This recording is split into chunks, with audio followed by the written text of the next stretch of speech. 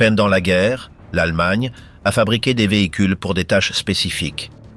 Des modèles lourds ont été construits avec des moteurs variés et des conceptions adaptées à chaque fonction. Chaque unité a été produite selon les ordres militaires, avec des pièces attribuées par les bureaux du régime. Les archives confirment l'existence de séries complètes, de versions expérimentales et de prototypes limités. Tous disposaient d'une propulsion, d'une structure propre et de tests techniques. Certains ont été assemblés dans des usines visibles, d'autres dans des lieux cachés. Ils ont subi des ajustements, des essais et des vérifications sur le terrain. Ils portaient un numéro de série, une mission assignée et une date d'utilisation. Tout a été intégré dans les plans de guerre du commandement central. Les décisions concernant les matériaux, le personnel et les délais ont été enregistrées dans des documents internes. Il n'y avait pas de place pour l'improvisation. Les chars, les avions et les véhicules spéciaux sont sortis de production sous surveillance directe. Certains étaient si lourds qu'ils ne pouvaient avancer que sur des routes adaptées.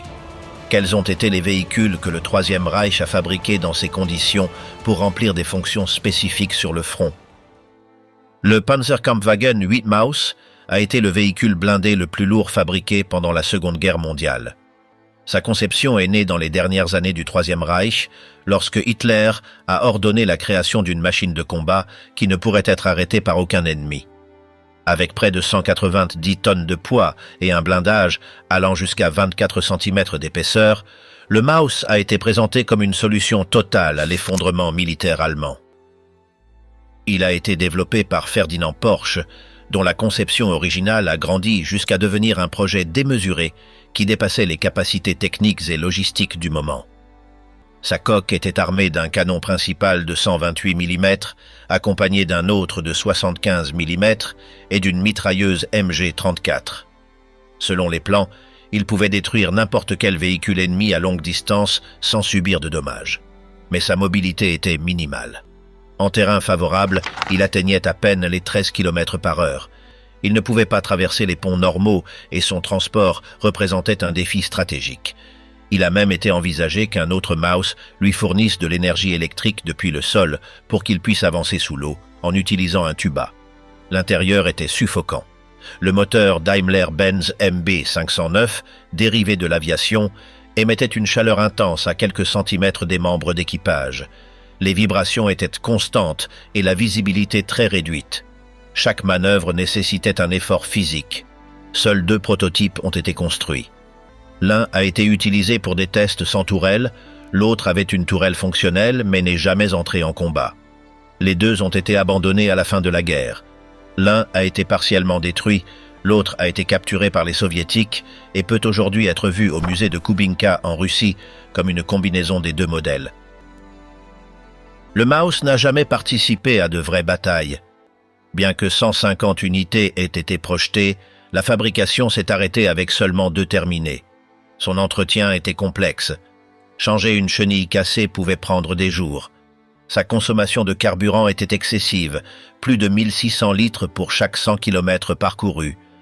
Dans une Allemagne qui s'effondrait logistiquement, déplacer ce véhicule de l'atelier à une zone d'essai était déjà un défi en soi. Bien qu'il ait influencé certaines conceptions ultérieures par son armement et sa résistance, le Maus n'a jamais rempli son objectif militaire. Ce fut plus une charge qu'une solution. Un bloc d'acier immobile qui n'a pas combattu. Pendant ce temps, les ingénieurs du régime exploraient également des moyens de briser les limites du volume traditionnel. Le Fock Achgelis FA-223, développé par Heinrich Fock et Gerd Achgelis, fut le premier hélicoptère à atteindre la production en série et l'usage opérationnel. Il était équipé d'un moteur radial, Bramo 323 de 1000 chevaux, qui actionnait 2 rotors montés sur des bras latéraux, une configuration peu courante à son époque.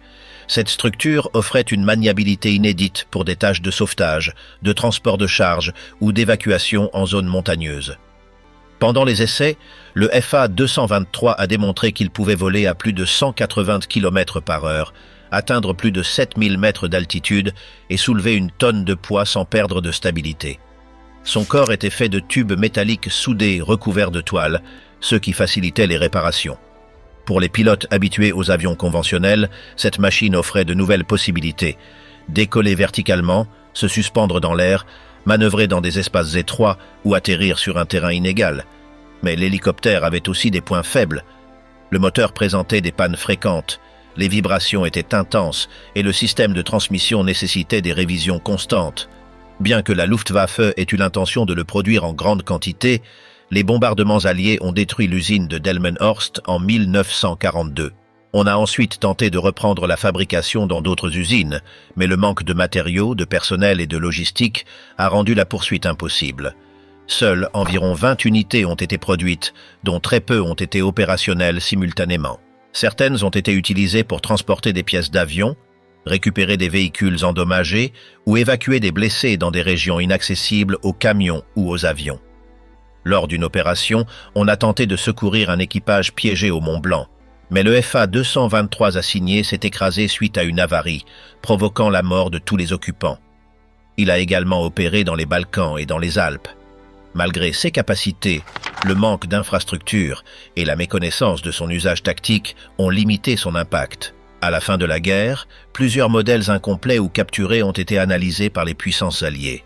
L'un a été emmené en France et a servi de base au développement de l'hélicoptère Se-3000.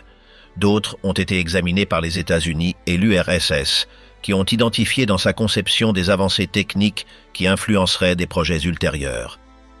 Le système de rotors latéraux, le châssis léger et la mécanique interne ont été étudiés en profondeur. Le FA-223 n'a changé aucune bataille, mais il a ouvert la voie à l'aviation verticale dans les années suivantes. Dans un tout autre domaine, le Troisième Reich a misé sur une arme de représailles automatique et sans pilote, la FI-103, connue sous le nom de V1. Ce fut la première bombe guidée lancée à longue distance. Son bourdonnement rythmique, similaire à un moteur de motocyclette, anticipait le moment le plus redouté, le silence. Quand le bruit cessait, c'est que la bombe tombait. Conçue par Fiesler avec un moteur pulsoréacteur d'Argus, la V1 avait une longueur de 8 mètres et pesait plus de 2 tonnes, avec près de 850 kg d'explosifs. Elle volait à une vitesse moyenne de 640 km/h et à une altitude basse pour éviter le radar. Son système de navigation était simple, un gyroscope, un altimètre barométrique et un compteur de tours d'hélice. En atteignant le nombre programmé, le moteur s'éteignait et la bombe descendait. Le premier attaque opérationnelle a été réalisé le 13 juin 1944 avec Londres comme objectif. En seulement 3 mois, plus de 9500 unités ont été tirées. Bien que la plupart aient été interceptées ou aient échoué, environ 2400 ont réussi à impacter, causant des milliers de morts et semant la panique. Quand les Alliés ont détruit les plateformes en France, les nazis ont adapté des bombardiers Heinkel E-111 pour les lancer depuis les airs. C'est ainsi que d'autres villes comme Anvers, Bruxelles et Liège ont été attaquées. On a même envisagé de convertir la V1 en une arme suicide pilotée. Des modèles appelés Fi-103R Reichenberg avec cabine ont été fabriqués et des volontaires ont été entraînés. Mais ils n'ont jamais été utilisés. Le projet a été annulé avant d'entrer en combat. Malgré sa conception innovante, la V1 avait des limitations. Elle était prévisible, lente et facile à intercepter par des chasseurs rapides comme le Tempest ou le Mosquito. Dans de nombreux CA, les pilotes britanniques les poussaient avec l'aile pour les dévier sans tirer. Des ballons de barrage et de l'artillerie antiaérienne ont également été employés. Malgré cela, son effet psychologique a été dévastateur. C'était une arme qui ne différenciait pas les cibles, n'avait pas de pilote, ni d'avertissement préalable. Juste du bruit, puis le silence, puis l'explosion. Après le conflit, les Alliés ont étudié sa structure et plusieurs ingénieurs allemands ont été transférés à des projets de missiles aux États-Unis et en URSS. Le concept de missile de croisière autonome est né avec cette bombe. Ce fut un dispositif rudimentaire, mais il a marqué un avant et un après. Bien qu'il n'ait pas gagné de bataille ni modifié de stratégie, il a changé la façon de comprendre la guerre moderne. Une machine sans équipage, lancée de loin, capable d'impacter sans préavis. Un outil de peur avec des ailes. L'idée de lancer des machines sans pilote sur de longues distances n'était qu'une partie de la course pour dominer le ciel. Tandis que des bombes automatisées étaient tirées sur des villes, les ingénieurs allemands travaillaient sur quelque chose de beaucoup plus ambitieux, un avion capable de laisser derrière lui tous les chasseurs ennemis. C'est ainsi qu'est apparu le Messerschmitt Me 262, le premier chasseur à réaction opérationnelle de l'histoire. Son développement a commencé avant que la guerre ne dégénère, mais les problèmes techniques, la pénurie de matériaux et les décisions politiques erronées ont retardé son entrée en action. Malgré cela, quand il a finalement volé, il a marqué un tournant dans le combat aérien. Il était équipé de 2 moteurs Junkers Jumo 004 qui lui permettaient d'atteindre plus de 850 km/h, bien au-dessus de tout avion à hélice de l'époque. Sa conception était avancée, ailes en flèche, train d'atterrissage avec roues avant et un cockpit aérodynamique. Sa vitesse lui donnait un avantage sur n'importe quel bombardier, et ses 4 canons Mk-108 de 30 mm pouvaient abattre un B-17 en une seule rafale. De plus, certaines versions portèrent des roquettes R-4M, ceux qui en faisaient une menace contre des formations entières. Mais tout ne s'est pas passé comme prévu. Hitler a insisté pour que le Me-262 soit utilisé comme bombardier rapide, ce qui a forcé des changements de conception, des tests supplémentaires et une déviation de son objectif original. Pendant ce temps, les aérodromes étaient constamment bombardés, et de nombreux chasseurs ont été détruits au sol avant de décoller.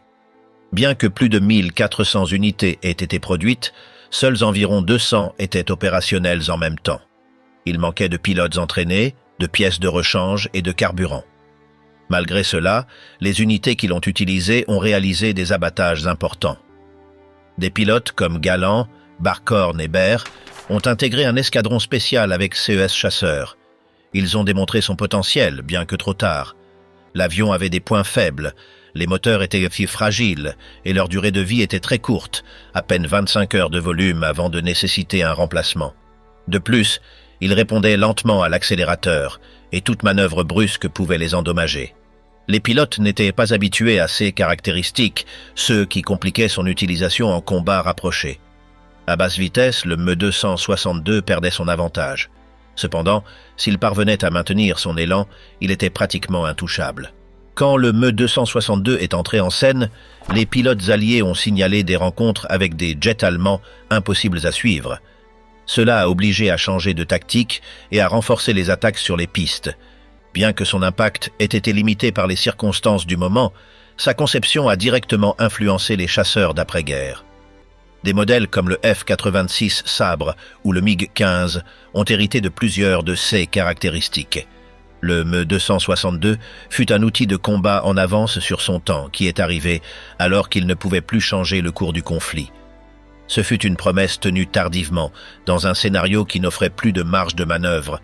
Tandis que la Luftwaffe misait sur la vitesse dans les airs, la marine allemande planifiait quelque chose d'aussi révolutionnaire sous l'eau. Le U-Boot Type 21, également connu sous le nom d'Electro-Boot, fut le premier sous-marin conçu pour opérer immergé pendant de longues périodes. Contrairement au modèle précédent, qui était essentiellement des navires de surface pouvant plonger pour une courte durée, le Type 21 a été construit pour se déplacer complètement immergé pendant des jours, à grande vitesse, et sans avoir besoin de faire surface constamment. Il avait un design aérodynamique qui lui permettait de se déplacer à 17 nœuds sous l'eau, presque le double de SS prédécesseurs. Il incorporait 372 batteries alimentant des moteurs électriques et un schnorkel qui permettait de faire fonctionner les moteurs diesel sans remonter à la surface.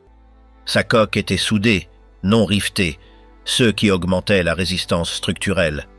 De plus, il comprenait des systèmes de rechargement rapide de torpilles qui lui permettaient de lancer 6 projectiles en moins de 20 minutes et d'être prêt pour une nouvelle attaque en seulement 5. Pour les membres d'équipage, l'intérieur représentait un bond en avant en termes de confort et d'efficacité. Il y avait plus d'espace, une automatisation avancée et la possibilité réelle de détecter, attaquer et s'échapper sans être détecté. Lors des tests, le Type 21 a démontré qu'il pouvait s'approcher d'un convoi, tirer sans faire surface et disparaître sans laisser de traces.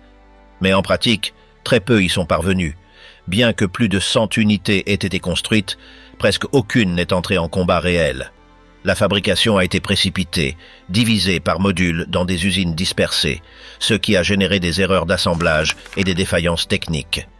Beaucoup des premiers exemplaires ont nécessité des réparations importantes avant de pouvoir être utilisés. Seuls 2 sous-marins Type 21 ont effectué des patrouilles. L'un d'eux, le U-2 1511, a réussi à se positionner pour attaquer un croiseur britannique, mais a reçu l'ordre de cesser le feu avant de lancer ses torpilles. L'autre, le U-3008, a été capturé et utilisé par la marine américaine après la guerre. Bien qu'il soit arrivé trop tard pour influencer le conflit, les conceptions du type 21 ont été copiées par toutes les puissances. Des sous-marins ultérieurs de la guerre froide, comme les Skipjack ou les Foxtrot, ont pris ce modèle allemand comme référence. L'électroboot fut une révolution technique qui n'a pas pu se concrétiser au moment où elle était le plus nécessaire.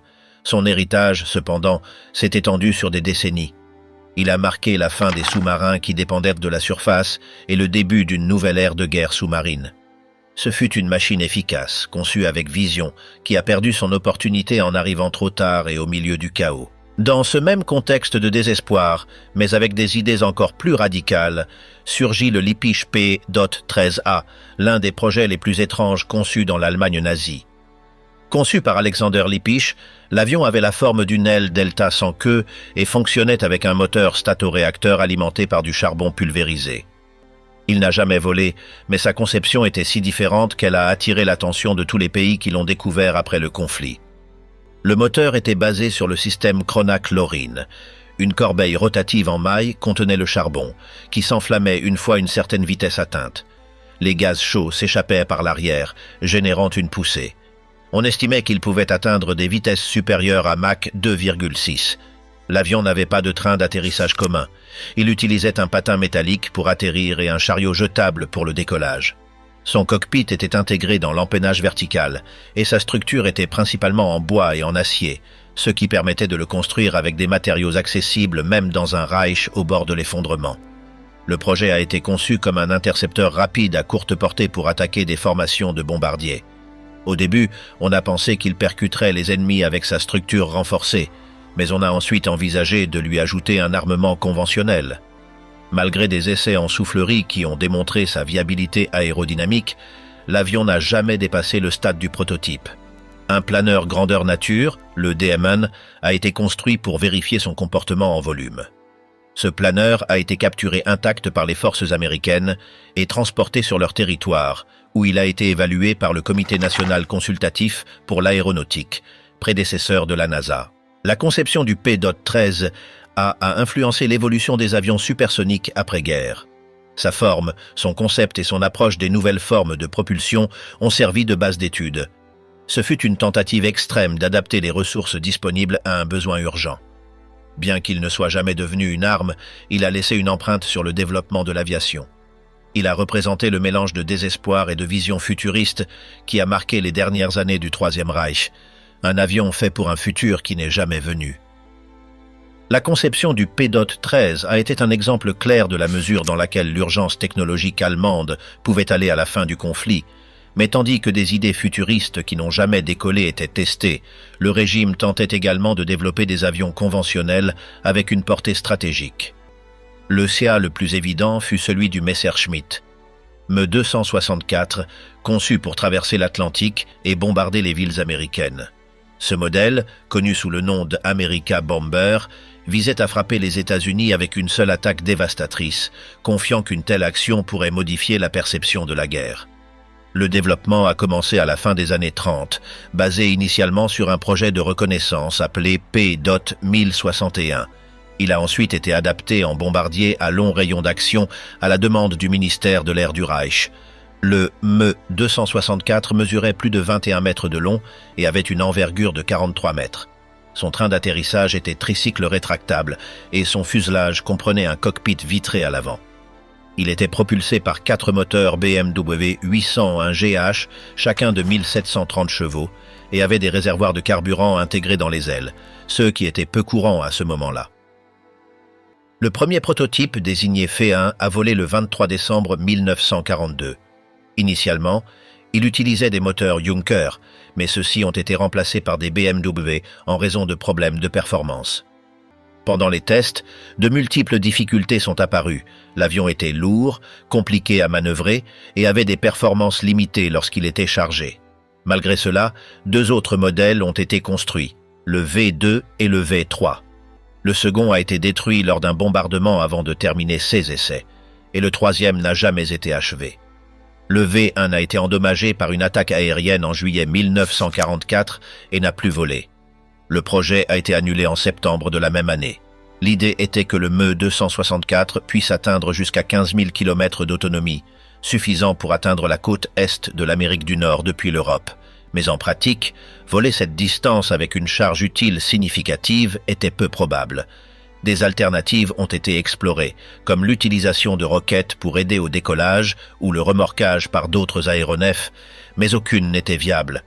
On a également envisagé d'utiliser l'avion pour la patrouille maritime au lieu du FW-200 Condor, mais cette proposition n'a pas avancé. Pour se défendre, le Me-264 incorporait des tourelles avec armement télécommandé et des canons sur les côtés du fuselage. Cependant, pour réduire le poids, le blindage et le nombre d'armes ont été limités. Cela le rendait vulnérable aux chasseurs ennemis. Il n'est jamais entré en production, n'a jamais volé en combat et n'a jamais atteint son objectif initial. Malgré tout, sa conception a influencé l'aviation ultérieure. Le concept des réservoirs intégrés, la disposition de sa cabine et sa structure aérodynamique ont servi de base à d'autres bombardiers de l'après-guerre. Ce fut une machine construite pour une mission qui ne s'est jamais réalisée. Pendant ce temps, d'autres ingénieurs allemands travaillaient sur un avion avec une idée complètement différente. Intercepter les bombardiers ennemis à toute vitesse, depuis des pistes cachées, avec une impulsion explosive. C'est ainsi qu'est né le Messerschmitt Me-163 Comet, le seul avion-fusée opérationnel de l'histoire. Il n'avait ni hélice ni moteur à réaction. Sa poussée provenait d'un moteur-fusée Walter HWK 109-509, alimenté par un mélange de deux liquides très réactifs, le T-Stoff et le C-Stoff. Son accélération était si extrême qu'il pouvait passer de 0 à 1000 km/h en quelques secondes. Le Comet n'avait pas de train d'atterrissage conventionnel. Il décollait avec un chariot qui se détachait en s'élevant et atterrissait avec un patin métallique sous le fuselage. Au début, il a été développé à partir du planeur DFS 194, transformé par Alexander Lippisch en un prototype avec propulsion par fusée. Son premier volume motorisé a eu lieu en 1941 et il a atteint des vitesses de plus de 800 km/h. Lors de l'un de ses essais, il s'est même approché du mur du son, ce qui a généré des problèmes de compressibilité inconnus jusqu'alors. La version de combat, Me-163B, était équipée de deux canons Mk-108 de 30 mm. Ils montaient en ligne droite, attaquaient à haute altitude et redescendaient en planant. Mais cette tactique avait des défauts. La vitesse rendait la visée difficile. Lors de son premier engagement réel en juillet 1944, 6 comètes ont été lancés contre près de 600 bombardiers et n'ont réussi à en abattre aucun. L'avion était trop rapide pour sa propre capacité de tir. Un système automatique appelé Jagdfaust, qui tirait des projectiles vers le haut en détectant l'ombre d'un bombardier, a été tenté. Cela a fonctionné, mais c'était trop tard. Le véritable danger du Me-163 résidait dans son carburant. Une fuite, un choc ou un mélange incorrect pouvaient provoquer des explosions instantanées. De nombreux pilotes sont morts sans voir l'ennemi, victimes d'accidents sur la piste, de défaillances structurelles ou d'atterrissage brusque. Le patin métallique transmettait tout l'impact au dos du pilote. Malgré cela, ceux qui l'ont piloté parlaient d'une expérience unique. Il montait jusqu'à 10 000 mètres en quelques secondes, mais savait que toute erreur était mortelle. Moins de 300 unités ont été construites. Son escadron, le JG 400, a réussi quelques abattages. L'un de ses pilotes, Siegfried Schubert, a abattu 2 bombardiers en un seul volume, mais est mort peu après dans une explosion au décollage. La plupart des pertes du Me-163 n'étaient pas dues aux tirs ennemis, mais à des erreurs mécaniques, des accidents ou des défaillances du système de propulsion. L'avion a fini par être une merveille technique sans application réelle. Comme arme, il a échoué. Comme idée, il était trop risqué pour les conditions de guerre. Les connaissances acquises lors de son développement ont été précieuses. Les ingénieurs qui ont participé au projet ont ensuite travaillé sur des systèmes de propulsion avancés. Les États-Unis et l'Union soviétique se sont disputés les restes du programme après la guerre. Le Me-163 est resté un symbole d'une technologie qui promettait beaucoup, mais qui s'est avérée incontrôlable au combat. Un avion qui montait comme un projectile et descendait en planant, sans roue, sans marge d'erreur. Ce même esprit extrême était également présent dans le projet le plus ambitieux du Reich, le K-2, officiellement connu sous le nom d'A4. Ce fut le premier missile balistique à longue portée et le premier objet fabriqué par l'être humain à atteindre l'espace extra-atmosphérique. Son développement a commencé dans les années 30, sous la direction de Werner von Braun, qui rêvait de fusées pour explorer l'univers. Mais l'armée allemande a décidé d'utiliser cette technologie pour lancer des attaques automatiques contre des villes ennemies. Le 5-2 mesurait 14 mètres, pesait environ 12 tonnes et était propulsé par un mélange d'éthanol avec de l'eau et de l'oxygène liquide. Son moteur pouvait générer 25 tonnes de poussée et atteignait des vitesses supérieures à 5000 km/h. Il montait jusqu'à 90 km d'altitude et tombait sur une trajectoire balistique sans possibilité d'être intercepté. Sa charge explosive était d'1 tonne et, à l'impact, il n'y avait ni avertissement ni sirène, seulement une explosion. Le premier lancement réussi a eu lieu en octobre 1942. En 1944, plus de 3000 missiles ont été tirés, principalement sur Londres, Anvers et Liège. À Londres, plus de 2700 personnes sont mortes des suites d'impacts directs. À Anvers, 1700 autres. Bien que sa précision ait été faible et son coût élevé, l'effet psychologique a été dévastateur. La population ne pouvait pas se défendre. Il n'y avait pas de chasseurs, de radars ou d'artillerie pour arrêter sa chute. C'était un projectile supersonique qui arrivait sans bruit et sans possibilité d'évasion. Chaque missile coûtait autant qu'un avion de combat, et sa production était compliquée. Elle nécessitait des matériaux rares et une coordination entre de multiples usines. Beaucoup ont été assemblés dans des conditions inhumaines à Mittelbau-Dora, où plus de 20 000 travailleurs forcés sont morts lors de journées de travail extrêmes. À la fin de la guerre, l'impact militaire du Shahed-2 a été limité, mais son importance technologique a été énorme. Les États-Unis ont capturé von Braun et son équipe, qui développeront ensuite les missiles Redstone et Saturn V utilisés dans le programme spatial. Les Soviétiques ont également utilisé des parties du V-2 pour développer leur propre ligne de fusées balistiques. Le V-2 fut le premier pas vers les vols spatiaux, mais aussi un avertissement. Ce fut une bombe sans pilote qui tomba du ciel sans contrôle. Il ne changea jamais le cours de la guerre, mais il définit ce que seraient les conflits du futur. Ce fut le premier objet à dépasser l'atmosphère et aussi un outil de terreur fabriqué avec une science avancée au milieu de l'effondrement. Le fait 2 marqua le point culminant du développement technologique allemand appliqué à la destruction automatisée. Mais même dans ces derniers mois, le Troisième Reich ne cessa d'expérimenter des machines qui frôlaient l'absurde par leur complexité ou leur manque de sens pratique. L'un de ces projets fut le Landkreuzer P-1000 Rat, un superchar conçu sur papier par l'entreprise Krupp. Son nom signifiait « rat », mais sa taille n'avait rien de petit. Il était projeté pour peser 1000 tonnes, être plus long qu'un terrain de football et fonctionner comme une forteresse mobile sur le champ de bataille. Le P-1000 devait être équipé de 2 canons navals de 280 mm montés dans une tourelle prise directement du cuirassé Gneisenau, en plus de plusieurs canons plus petits et de mitrailleuses distribuées sur toute la coque. L'idée était qu'il puisse détruire n'importe quel objectif terrestre, résister aux tirs ennemis et se frayer un chemin à travers les lignes défensives sans soutien externe. Pour se déplacer, il utiliserait 2 moteurs diesel de U-boot, et son blindage frontal dépasserait les 25 cm d'épaisseur. En théorie, il pouvait avancer sur n'importe quel terrain. En pratique, aucun pont ne le supporterait. Sa vitesse aurait été minimale, et son entretien un cauchemar. Il était conçu plus comme une pièce propagandiste ou symbolique que comme une arme réaliste. Hitler montra un intérêt initial pour le projet, mais il fut annulé en 1943 par Albert Speer, qui considéra que les ressources investies dans un tel monstre devaient être dirigées vers des armes pratiques. Il ne dépassa jamais le stade du papier. Aucun prototype ne fut fabriqué, pas même une maquette à échelle. Le Rat resta un exemple extrême jusqu'où pouvaient aller les délires mécaniques du régime. Un autre design qui ne roula jamais fut celui du Landkreuzer P-1500 Monster, encore plus démesuré que le Rat. Ce projet envisageait de monter le canon Dora de 800 mm, le même utilisé à Sébastopol, sur une plateforme autopropulsée qui pèserait 1500 tonnes. C'était en essence une pièce d'artillerie ferroviaire convertie en véhicule terrestre. On calcula que pour le déplacer de quelques mètres, il faudrait une douzaine de moteurs diesel de sous-marins travaillant à la fois, avec une consommation de carburant supérieure à celle d'un escadron entier. Aucune surface ni structure n'était capable de le supporter, et sa fabrication fut écartée avant de commencer. Albert Speer l'annula également, considérant qu'il était insensé de consacrer des ressources à une machine ingérable. Ni un prototype ni une maquette ne furent jamais construits. Le simple fait que des plans détaillés aient été faits montre jusqu'où avait atteint la déconnexion entre les idées techniques du régime et la réalité logistique de l'effondrement.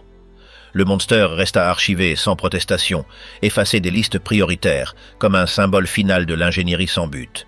Pendant que ces ESID restèrent sur le papier, sur Terre, on continuait d'utiliser des véhicules réels avec des fonctions combinées.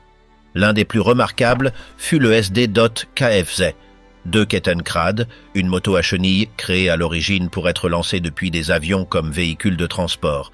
Il avait un aspect hybride entre une moto et un tracteur, avec une roue avant pour diriger et des chenilles arrière qui lui donnèrent de la traction sur des terrains difficiles. Il fut conçu par l'entreprise NSU et utilisait un moteur Opel de 36 chevaux. Le Kettenkrad pouvait atteindre 70 km/h, manœuvrer dans la boue, la neige ou les chemins étroits, et transporter jusqu'à 2 personnes plus l'équipement. Son volant était en réalité le guidon d'une motocyclette, qui se combinait avec le freinage différentiel des chenilles pour tourner. Il a été utilisé sur de multiples fronts, du transport de munitions et du remorquage de pièces légères, à la pose de câbles téléphoniques sur le front russe. Il a également servi à évacuer des blessés ou à transporter des fournitures dans des zones où les camions restaient bloqués. Bien que son apparence fût particulière, son utilité fut énorme. Ce n'était pas une machine offensive, mais un outil de soutien vital dans des environnements où les véhicules traditionnels échouaient. Plus de 8000 unités furent produites. Même après la guerre, certaines continuèrent d'être utilisées pour des tâches agricoles ou forestières. Sa simplicité, sa fiabilité et sa polyvalence en firent l'un des rares véhicules nazis qui fonctionna réellement dans des conditions extrêmes sans nécessiter un entretien constant. Un autre modèle curieux fut le Schwimmwagen, un petit véhicule amphibie basé sur le Kübelwagen. Il était équipé d'une hélice arrière qui s'abaissait pour avancer dans l'eau et d'une traction intégrale pour les terrains difficiles. Il pouvait traverser des rivières, des flaques profondes ou des zones inondées sans s'arrêter. Sa conception fut si efficace que même les Alliés le considérèrent comme référence pour des modèles similaires. Il fut produit par Volkswagen et utilisé par des unités de reconnaissance, des sapeurs et des commandos lors de missions spéciales. Bien que limité en taille et en blindage, ce fut un outil flexible dans des environnements mixtes. La combinaison d'adaptabilité et de simplicité fit que de nombreux véhicules utilitaires allemands se distinguèrent plus que les grands prototypes ratés. Tandis que les ingénieurs rêvaient de superchars ou de chasseurs à réaction, ceux qui fonctionnaient réellement sur le front étaient les machines modestes, bien pensées et faciles à entretenir. Mais entre ces extrêmes surgirent aussi des propositions intermédiaires, comme le Panzerjäger Tiger, P. Ferdinand, une bête blindée créée pour éliminer les chars ennemis à longue distance. Il pesait presque 65 tonnes, avait un canon PAC 43 de 88 mm et un blindage frontal allant jusqu'à 20 cm. Il fut construit sur le châssis du Porsche Tiger, un modèle rejeté pour le char Tiger Pen. Comme des dizaines de ces châssis avaient déjà été produits, ils furent adaptés pour créer un chasseur de chars sans tourelle. Son baptême du feu fut à Koursk, en 1943. Là, il démontra qu'il pouvait détruire n'importe quel blindé ennemi avant d'être atteint. Mais il mit aussi en évidence ses faiblesses. Il n'avait pas de mitrailleuse frontale, ce qui le laissait sans défense face aux attaques de l'infanterie proche. De plus, son poids le rendait peu maniable et son entretien était compliqué. Beaucoup furent mis hors de combat non par les tirs ennemis, mais par des avaries mécaniques ou en restant bloqués. Après Koursk, plusieurs Ferdinand furent modifiés avec un blindage additionnel, une mitrailleuse dans la coque et d'autres améliorations. Cette version rénovée fut nommée Éléphant. Il participa au combat en Italie et sur le front de l'Est jusqu'à la fin de la guerre. Bien que pas plus de 90 unités n'aient été produites, sa capacité de tir et sa résistance en firent l'un des chasseurs de chars les plus redoutés. Sa silhouette était inimitable. Il était lent, oui, mais s'il parvenait à se positionner, aucun char allié ne pouvait lui faire face à distance. Déjà dans les derniers jours du conflit, avec le Troisième Reich s'effondrant, apparut un autre modèle radical. Le Sturmtiger, un véhicule basé sur le châssis du Tiger Prum 1, mais avec un obusier de 380 mm pris à la marine. Il fut conçu pour le combat urbain, spécialement dans des environnements comme Varsovie, où les bâtiments se transformaient en fortifications. Le Sturmtiger tirait des roquettes autopropulsées qui pesaient plus de 300 kg et pouvaient traverser des murs ou des structures en un seul impact. Son canon lançait des munitions à charge creuse ou explosive et sa portée était de plusieurs kilomètres. Seules 18 unités furent produites, toutes construites à partir de chars endommagés qui furent reconditionnés. Au combat, il était extrêmement destructeur, mais très lent et avec une faible capacité en munitions. Il ne pouvait transporter qu'une douzaine de projectiles.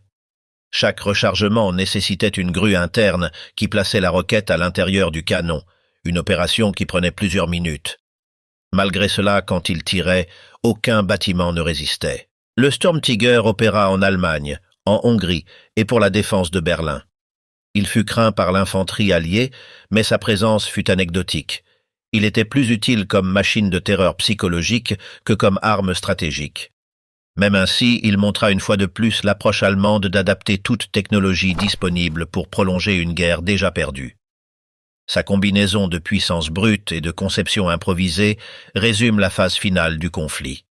Là où il n'y avait plus de temps pour de nouveaux plans, on réutilisait ce qui restait.